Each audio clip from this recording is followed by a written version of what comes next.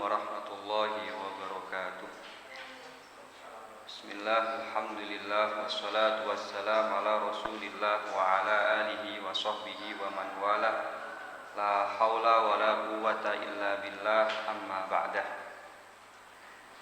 Puji syukur alhamdulillah, pada siang hari ini kami akan menyampaikan beberapa nasihat-nasihat yang disampaikan oleh para ulama yang dihimpun dalam sebuah karya monumental yang ditulis oleh ulama besar Imamul Muhaddisin Al-Imam Ibnu Hajar Al-Asqalani dalam kitabnya Al-Munabbihat 'alal Isti'dad Liyaumil Ma'ad.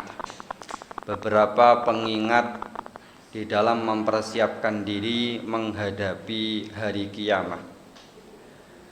Di sini disebutkan dalam sebuah keterangan Anil Hasanil Basri, diriwayatkan dari Al-Imam Al-Hasan Al-Basri, pemimpin para tabi'in yang tinggal di kota Basrah. Beliau berkata, "Man la adaba lahu la ilma lahu, wa man la sabara lahu la dina lahu, wa man la wara'a lahu la zulfa lahu." Al-Hasan Al-Basri menerangkan, barang siapa yang tidak memiliki tata krama, maka tidak ada ilmu baginya. Beliau dalam keterangannya ini menerangkan kepada kita bahwasanya seseorang akan bisa dianggap memiliki kapabilitas ilmu yang mumpuni, akan dianggap sebagai orang yang alim, orang yang berilmu, hanya ada satu kata kuncinya, yaitu al-akhlak. Barang siapa yang memiliki ilmu tapi dia memiliki akhlak yang tidak baik, maka orang ini ibarat orang yang tidak berilmu sama sekali. Manusia dengan ilmunya diibaratkan seperti sebuah gelas. Ketika ada sebuah gelas yang begitu kotor, kemudian gelas itu diisi dengan air susu yang putih bersih, maka karena kotornya gelas tersebut, orang-orang akan enggan untuk meminum susu yang bersih dari dalam gelas tersebut. Namun ketika ada sebuah gelas, yang gelas itu begitu bersih, kemudian dia diisi dengan air tawar, maka orang tidak akan segan untuk meminum air yang ada dalam gelas itu. Maka di sini ketika ada orang yang berilmu, tapi dia memiliki akhlak yang buruk, maka orang lain akan enggan untuk menimba, untuk mengambil keilmuan dari orang yang berakhlak buruk tersebut. Dan ini berbeda dengan orang yang memiliki akhlak yang mulia. Meskipun toh seandainya ilmu yang dia miliki tidaklah begitu banyak, tapi orang-orang tidak akan segan-segan untuk menimba ilmu dari orang yang berakhlak mulia. Kemudian Al-Hasan Al-Basri mengatakan, "Wa man la sabara lahu la daina lahu."